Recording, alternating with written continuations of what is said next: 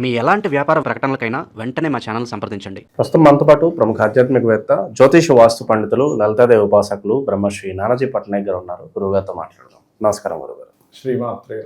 ధనుసు రాశి వారికి ఈ 2026 జూన్ నెల ఎటువంటి ఫలితాలను తీసుకురాబోతుంది? టర్నింగ్ పాయింట్ ఏదన్నా ఉంటుందా? వీళ్ళు ఎలాంటి జాగ్రత్తలు తీసుకోవాలంటారు? ధనస్సు వారికి ప్రజెంట్ గోచార గురువు అష్టమంలోకి వస్తున్నాడు జూన్ 2 నుంచి. అలాగే సప్తమంలో 2 శుభగ్రహాలు ఉన్నాయి.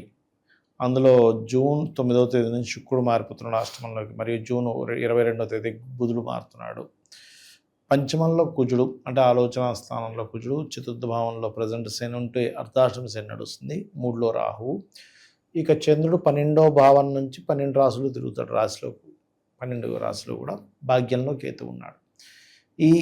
ఈ గ్రహాల మూలంగా వీళ్ళకి కలిగే ఫలితాలు, ఏ దేవత ఆరాధన చేయాలి, ఇటువంటి విషయాలు మీరు జాగ్రత్త పడాలనేటువంటి అంశాలు చెప్తుంది నేనైనప్పటికీ చెప్పిస్తుంది సాక్షాత్ లలిత అమ్మవారిగా భావిస్తా. లలితాంబిక అమ్మవారి యొక్క అనుగ్రహం పరిపూర్ణంగా కలగాలని మనస్ఫూర్తిగా కోరుకుంటూ, ఇక్కడ గమనించినట్లయితే అష్టమ స్థానంలోకి ఎప్పుడైనా ఏదైనా గ్రహం వెళ్ళినప్పుడు అదృష్టం ఓపెన్ అవుద్ది. చెప్పాలంటే ఎవరికైనా కూడా అష్టమం అనేటువంటిది ఏంటంటే మీ యొక్క పూర్వజన్మలో చేసిన పుణ్యాన్ని విత్డ్రాల్ చేసుకునే ప్లేస్.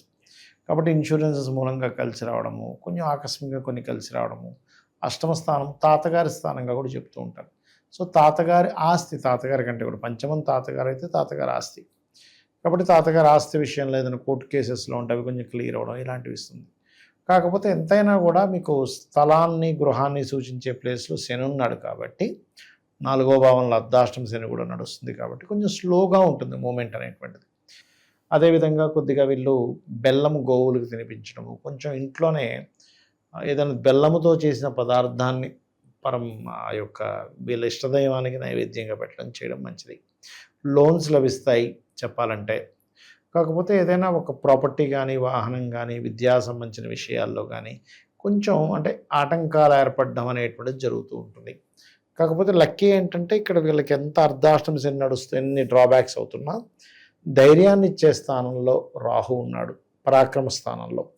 కాబట్టి వీళ్ళకి ధైర్యంగా ముందుకు వెళ్ళడం అనేటువంటిది చూపిస్తుంది. కాకపోతే పంచమంలో కుజుడు ఉన్నందుకు కొంచెం ఏంటంటే ఆలోచన విషయంలో కొంచెం అగ్రెసివ్గా ఆలోచించడం, వెంటనే నిర్ణయం తీసుకోవడం, అండ్ అలాగే స్నేహితులతో కానీ, సంతానంతో కానీ, షేర్ మార్కెట్ విషయంలో కూడా తొందరపాటు నిర్ణయాలు తీసుకోకూడదు. ఎందుకంటే ఇక్కడ అగ్రెసివ్ ప్లానెట్ పంచమంలో ఆలోచన స్థానంలో ఉంటూ అది దాని యొక్క ప్రభావాన్ని పెంచుతూ ఉంది. కాబట్టి ఈ విషయంలో ఖచ్చితంగా జాగ్రత్తగా ఉండాలి. అలాగే మరొక విషయం ఏంటంటే ఇక్కడ రవి 6లో 14వ తేదీ వరకు ఉంటాడు. కాబట్టి ఎవరైనా ఈ బ్యాంకింగ్ సెక్టార్స్లో ఉండేటువంటి ప్రభుత్వ ఉద్యోగాల కోసం ఎవరైతే ప్రయత్నం చేస్తూ ఉంటారో ఆ యొక్క ప్రయత్నాలు ఖచ్చితంగా సఫలీకృతం అవుతాయి. మరియు సప్తమ స్థానంలో బుధుడు అండ్ శుక్రుడు యొక్క సంబంధం ఉన్నందుకు కూడా ఏంటంటే కాస్త ఈ సప్తమ స్థానంలో ఉండే గ్రహాలు కొంచెం అంటే బంధువర్గంలో వారితో వివాహ సంబంధించిన ప్రయత్నాలు అనుకూలిస్తాయి చెప్పాలంటే ఇక్కడ. అండ్ ఇంకోటి ఏంటంటే గణపతి క్షేత్రాలకు కానీ, సూర్య భగవానుడి యొక్క క్షేత్రాలకు కానీ వెళ్ళడం చాలా మంచిది. ఇక వీరికి ఉద్యోగ సంబంధించిన అవకాశాలు కూడా లభిస్తాయి చెప్పాలంటే, అందులో ఎటువంటి సందేహం లేదు. ఈ నెలలో కొంచెం ఎందుకంటే మీకు దశమాధిపతి ఓన్ హౌస్లో ఉన్నాడు, అండ్ అది కాకుండా 6వ అధిపతి కలిశాడు అక్కడ. వీరి జీవిత భాగస్వామి కూడా ఉద్యోగ అవకాశాలు వస్తాయి, అందులో ఎటువంటి సందేహం లేదు. ఇక వ్యాపారస్తులకు చెప్పాలంటే పార్ట్నర్స్, నేను బంధువర్గంలో వాళ్ళే ఎవరైనా సరే నేను ఈ డబ్బు పెడతాను, నేను ఇన్వెస్ట్మెంట్ చేస్తానని ముందుకు వచ్చేటువంటి ఆస్కారాలు ఎక్కువగా ఉన్నాయి. అయితే వీరికి ముఖ్యంగా 1వ తేదీ అండ్ 27, 28, 29 తేదీలు ఇన్వెస్ట్మెంట్స్ విషయంలో ఖచ్చితంగా జాగ్రత్తగా ఉండాలి. 7, 8 తేదీలు అన్నదమ్ములతో మాట్లాడేటప్పుడు కొంచెం జాగ్రత్తగా ఉండాలి. ఏదైనా అగ్రిమెంట్స్ చేసేటప్పుడు కూడా ఒక్కోసారి మనం ఏదో అగ్రిమెంట్ చేసి సంతకం పెట్టేస్తాం, అక్కడ ఏముందని చదవం మనం. కాబట్టి మీరు ఏదైనా సంతకం పెట్టేటప్పుడు పర్టికులర్గా 7, 8 తేదీలు కొంచెం జాగ్రత్తగా ఉండాలి. 9, 10 తేదీలు కనుక చూసుకుంటే ఆ సమయంలో మీరు ఏదైనా వాహనం కానీ, గృహం కానీ, ఏదైనా కోర్సెస్ సంబంధించి తీసుకునే విషయంలో కానీ జాగ్రత్తగా ఉంటూ, తల్లిగారి కొంచెం ఆ 2 రోజులు కాఫు లేకపోతే జలుబు చేయడము ఇట్లాంటివి కొంచెం కఫ సంబంధించిన ఇబ్బందులు చూపిస్తున్నాయి. కాబట్టి ఈ విషయంలో జాగ్రత్తగా ఉంటే సరిపోతుంది. ఫైనాన్షియల్గా ఇంకా బాగా గ్రోత్ రావాలంటే మాత్రం కొంచెం కాలభైరవుడి యొక్క అష్టకం చదువుకోవడం ఉత్తమం. గురుగారు అలాగే ధనం మూలం మిదం జగత్ అంటూ ఉంటారు. మరి ఆర్థిక సమస్యలు ఉన్నవారు కాస్త ఎంత సంపాదించినా కూడా పెద్దగా నిలబట్టలేదు, ఫైనాన్షియల్ ప్రాబ్లమ్స్ తరచుగా వస్తున్నాయి అనుకుంటే ఏం చేస్తే బాగుంటుంది అంటారు? ఒకటండి, ధనం అనేటువంటిది యోగం. ఇది రెండు రకాలుగా ఉంది. మీకు మీరుగా క్రియేట్ చేసుకుంటారా, లేకపోతే పూర్వజన్మ కర్మ బట్టే వస్తుంది. అయితే ఇక్కడ మనం అర్థం చేసుకోవాల్సింది ఏంటంటే, ధనయోగం ఎంత బలంగా ఉంది. నెలకు ఒక 10,000 15,000 సంపాదించే యోగంలో ఉందా? కొంతమంది 5,000కి 3,000కి సంపాదించారు. 5,000కి ఒక ఆవిడ వెళ్తుంటుంది జాబ్కి, నేను చూసా.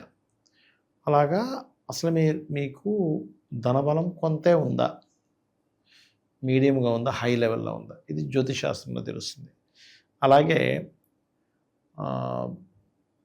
మీరు బిజినెస్ ద్వారా ధనయోగం ఉందా, లేకపోతే జాబ్ ద్వారా ధనయోగం ఉందా? ఆ బిజినెస్ కూడా ప్రోడక్ట్ రిలేటెడా, లేకపోతే ఈ సర్వీస్ రిలేటెడా తెలుసుకోవాలి.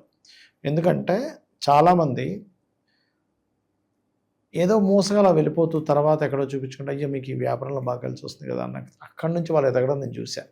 చాలామంది మామిడి పళ్ళ వ్యాపారం అనుకోండి, లేకపోతే ఇంకేదైనా స్వీట్ షాప్ అనుకోండి, అక్కడి నుంచి మనకి ఎలా అంటే వచ్చిందే ఉదాహరణ చెప్తా.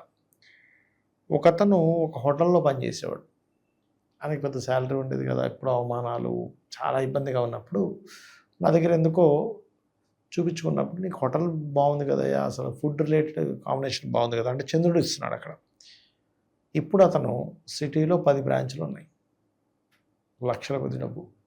అప్పుడు శాలరీకి సినిమాకి వెళ్ళాలంటే కూడా ఆలోచించేవాడు, అమ్మ ఇప్పుడు ఈ సినిమాకు 200 రూపాయల టికెట్ అవసరమా అని.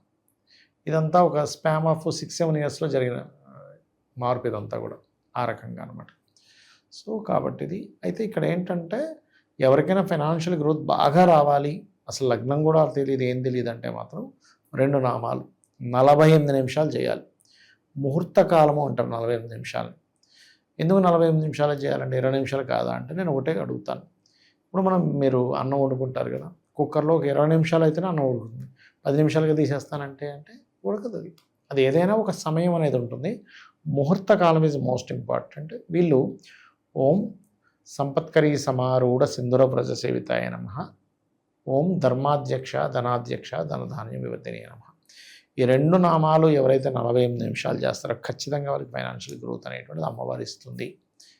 అలాగే ఇక్కడ ఏంటంటే, మీరు మెయిన్గా చదివేటప్పుడే చూసుకోవాలి, ఎడ్యుకేషన్ టైంలోనే అసలు ఏది ఎడ్యుకేషన్ చేస్తే ధనయోగం కలుగుతుంది అని. మీరు అది చేస్తుంటే ఆటోమేటిక్ డబ్బులు వస్తాయి. ఆ రకంగా ఏంటంటే ఈ 2 నామాలు చేయడము ప్లస్ దీంతోపాటు గోవులకు కాస్త తీపి చపాతీలు ఉంటాయి, అంటే మనకి తేనె పూసిన చపాతీలు, అవి కనుక తినిపించినట్లయితే కూడా ఫైనాన్షియల్గా మంచి గ్రోత్ ఉంటుంది. ఓవరాల్గా ఈ రాశి వాళ్ళకి ఈ నెల ఎలాంటి ఫలితాలు ఉండబోతున్నాయి, మంచి విశ్లేషణ అనేది చేస్తారు? శ్రీమాత్రే నమః.